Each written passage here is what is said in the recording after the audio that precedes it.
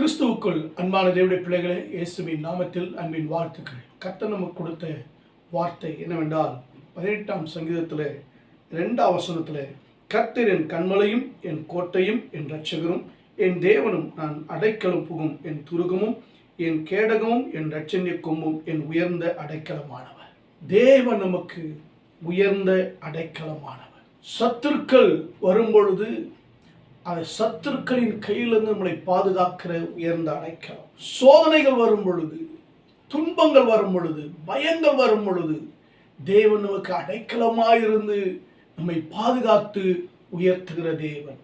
இந்த உலகத்தில் கொடுக்கிற பாதுகாப்பு நிலையானதல்ல. ஆனால் தேவன் கொடுக்கிற பாதுகாப்பு உறுதியானது, நித்தியமானது, எப்பொழுதும் நம்மை வாழ வைக்கக்கூடியது. ஹல்லேலூயா. அவர் நம்மை காப்பதோடு மாத்திரமல்ல, எதிரிகள் மேல் ஜெயத்தை பெற செய்கிற ஒரு பரிசுத்தமுள்ள தேவனாக இருக்கிறார். என் அன்பு தேவனுடைய பிள்ளைகளே, எதிரிகள் எட்டாத உயர்ந்த அடைக்கலத்தில் வைக்கிறார்.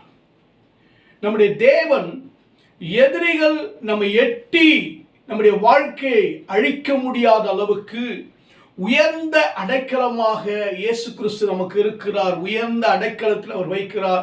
கன்மலையான கிறிஸ்துவுக்குள்ளே நம்மை பாதுகாத்துக் கொள்ளுகிறார். அல்லேலூயா. ஏசாயா 33:16 அவர் உயர்ந்த இடங்களில் வாசம் பண்ணுவான். கன்மலையின் அரண் அவனுடைய உயர்ந்த அடைக்கலமாகும். அவன் அப்பம் அவனுக்கு கொடுக்கப்படும், அவன் தண்ணீர் அவனுக்கு நிச்சயமாய் கிடைக்கும்.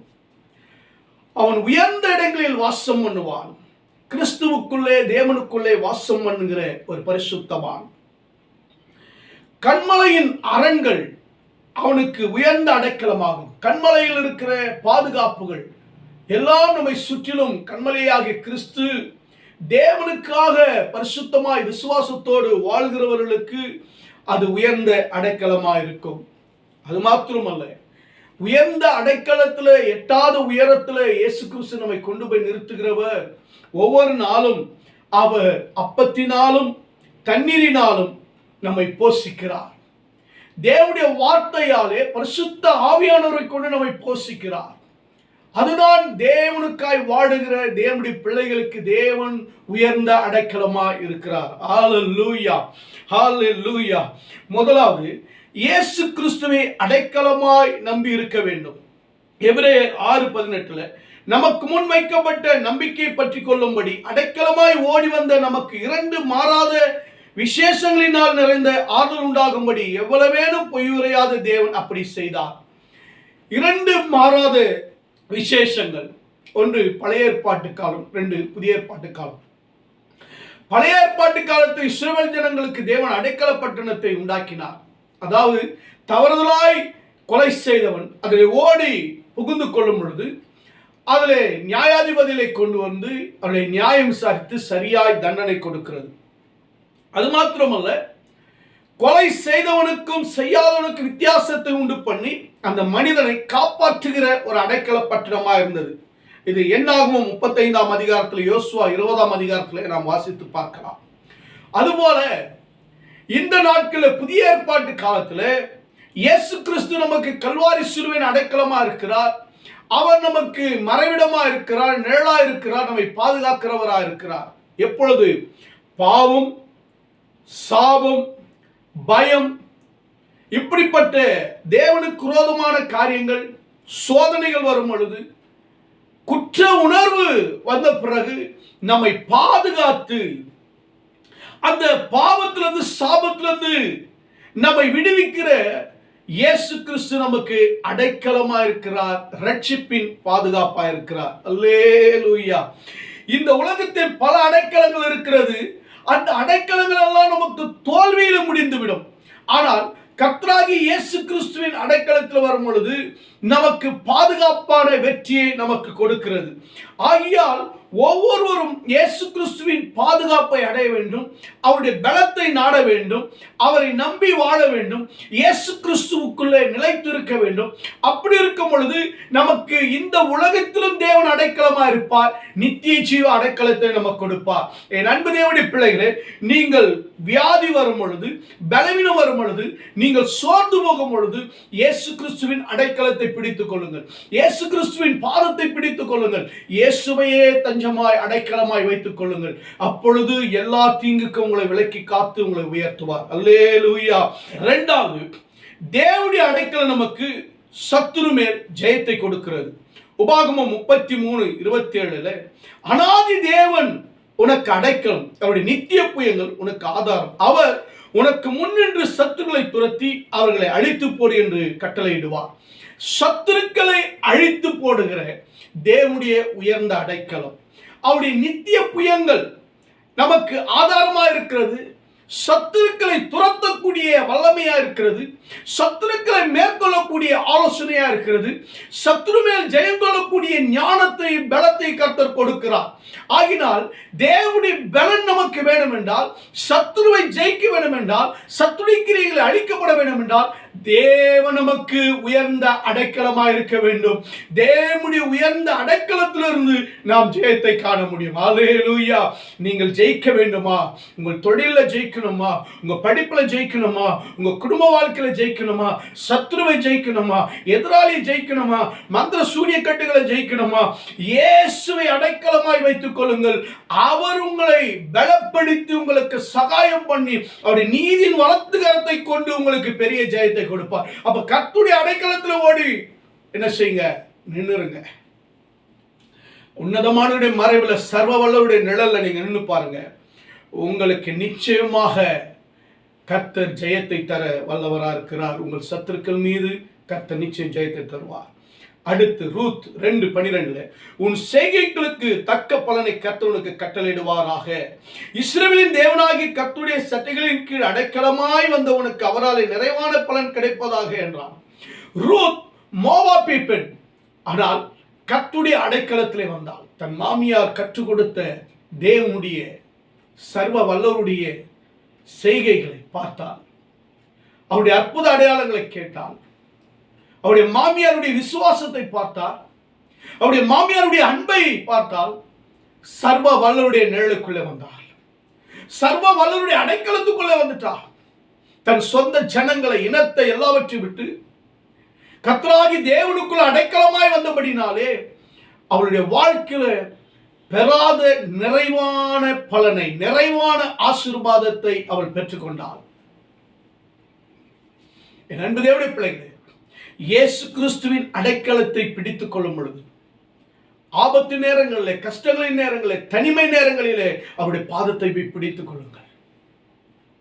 இயேசு கிறிஸ்துவின் சட்டைகளின் கீழ் அடைக்கலமாய் போய்விடுங்கள். இஸ்ரவேலின் தேவனை பிடித்துக் கொள்ளுங்கள். உனக்காக கல்வாரி சிலுவையில் ரத்தம் சிந்தி உன்னை மீட்டெடுத்த தேவனை நம்பி வாழுங்க.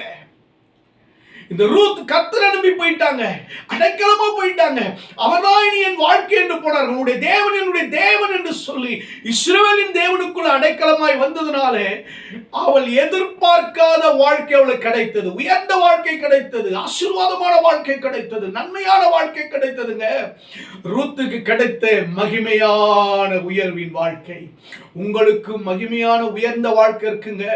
உங்களுடைய வாழ்க்கையை கெடுக்க நினைக்கிற, உங்க வாழ்க்கையை அழித்தவர்களுக்கு முன்பாக, உங்கள் வாழ்க்கைக்கு எதிராக செயல்பட்டு சூழ்ச்சி பண்ணி உங்களை பிரித்தவர்களுக்கு முன்பாக கர்த்தர் உங்கள் வாழ்க்கையை மகிமைப்படத்தக்கதாய், கர்த்தர் உங்களுக்கு சிறந்த ஒரு வாழ்க்கை, ஆசீர்வாதமான வாழ்க்கை கர்த்தர் உங்களுக்கு கொடுப்பாரு. அந்த ஆசீர்வாதத்தின் நிறைவை நீங்க பார்ப்பீங்க. ஆனால் நீங்க செய்ய வேண்டியது கர்த்தருடைய அடைக்கலத்துல விட்டு ஓடிடக்கூடாது. அவருடைய அடைக்கலத்தில் நீங்க இருக்கணும்.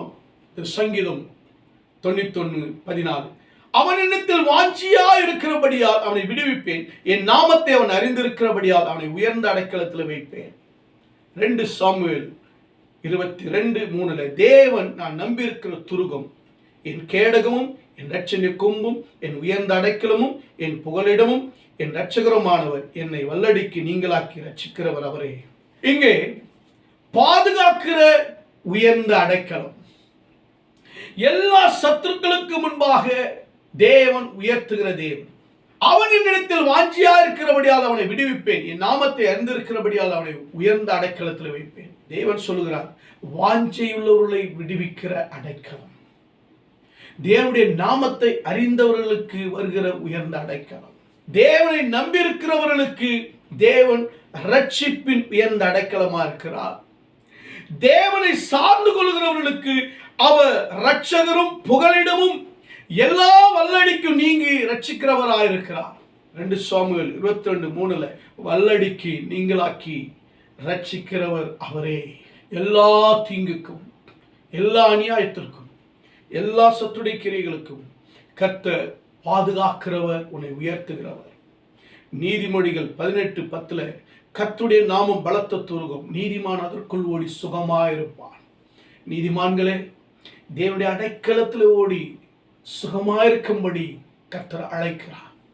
தேவனுடைய பிள்ளைகள் எப்பொழுதும் சுகமாய் வாழ வேண்டும், ஆரோக்கியத்தோடு வாழ வேண்டும், பலத்தோடு வாழ வேண்டும், வியாதி இல்லாமல், கடன் இல்லாமல், தீங்கு இல்லாமல், சத்துடைய பிரச்சனை இல்லாமல் நீங்கள் சமாதானத்தோடு சந்தோஷத்தோடு வாழ வேண்டும் என்பதுதான் தேவனுடைய அடைக்கலமான உயர்ந்த அவருடைய கிருபை இருக்கிறது. சங்கீதம் 5:11 உம்மில் அடைக்கலம் புகுவோர் யாவரும் சந்தோஷித்து என்னாலும் கம்பீரிப்பார்களாக, நீர் அவர்களை காப்பாற்றுவீர், உம்முடைய நாமத்தை நேசிக்கிறவர்கள் உம்மில் களி கூறுவார்கள். அல்லேலூயா. தேவனிடத்தில் இருப்பவர்கள் பாதுகாப்பா இருப்பாங்க, தேவனை சார்ந்து கொள்கிறவர்கள் பாதுகாப்பா இருப்பாங்க, தேவனுடைய அடைக்கலத்தில் இருக்கிறவங்க பாதுகாப்பா இருப்பாங்க. தேவனுடைய வார்த்தையை பிடித்துக் கொள்கிறவர்கள், தேவனுடைய நாமத்தை நேசிக்கிறவர்கள், தேவனை தேடுகிறவர்கள், தேவனை முழு உள்ளத்தோடு சிநேகிக்கிறவர்கள் தேவனுடைய பாதுகாப்புல இருப்பாங்க. அப்ப தேவனை விட்டு விலகிறவர்களுக்கு பாதுகாப்பு இல்லைங்க. தேவனை விட்டு விலகிறவர்களுக்கு, ஜெபிக்காதவர்களுக்கு, வேதத்தை நேசிக்காதவர்களுக்கு, அவருடைய வார்த்தை பிடித்துக் கொள்ளாதவர்களுக்கு என்ன இல்லை? பாதுகாப்பு இல்லை.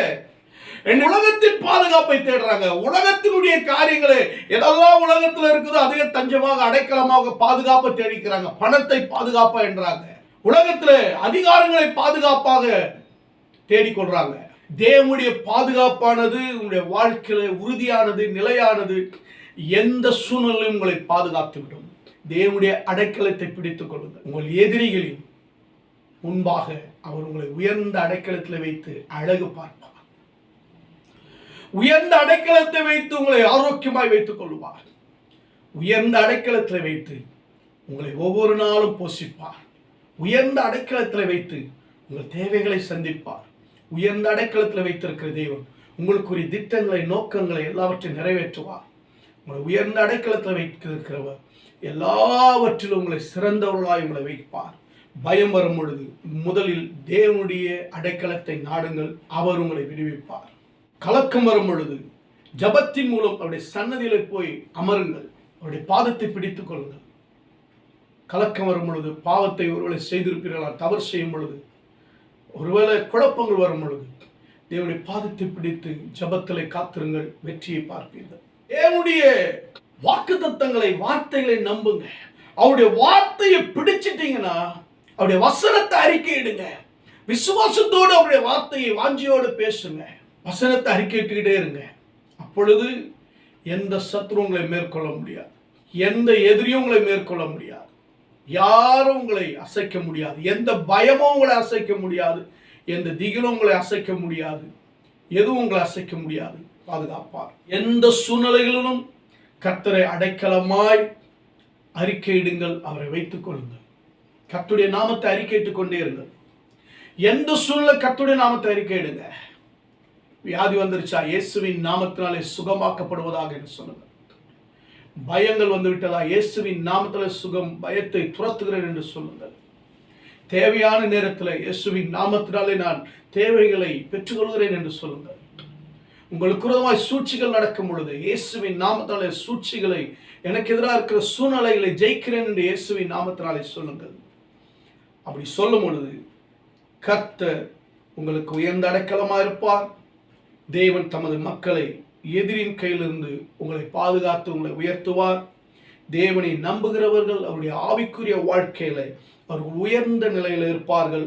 ஆகையால் தேவன் நமக்கு நம்பிக்கையாக, நிச்சயமான அடைக்கலமாக, நித்திய ஜீவ அடைக்கலமாக தேவன் நமக்கு இருக்கிறார். ஆகினாலே இயேசு கிறிஸ்துவை பிடித்துக் கொள்ளுங்கள். இப்படி கல்வாரி சிலுவின் அடைக்கலத்துக்குள்ளே நீங்கள் வந்து விடுங்கள். எப்பொழுதும் நாம் நம்பும் கோட்டையாக, துருகமாக, அடைக்கலமாக அவருடைய மறைவில் நீங்கள் இருங்கள். கர்த்தர் உங்களுக்கு வைத்திருக்கிற எல்லா விதமான திட்டங்களையும் நோக்கங்களையும் ஆசீர்வாதங்களையும் கர்த்தர் கொடுத்து உங்களை உயர்த்துவார். கண்களை மூடி ஜெபிக்கலாமா? பரலோக பிதாவே, அன்பின் தகப்பனே, வானத்துக்கு பூமிக்கு தேவனாய் கர்த்தாவே, எங்கள் தேவன் நீ உயர்ந்த அடைக்கலம். எங்கள் எதிரிகளுக்கு முன்பாக எங்களை உயர்த்துகிற தேவன்.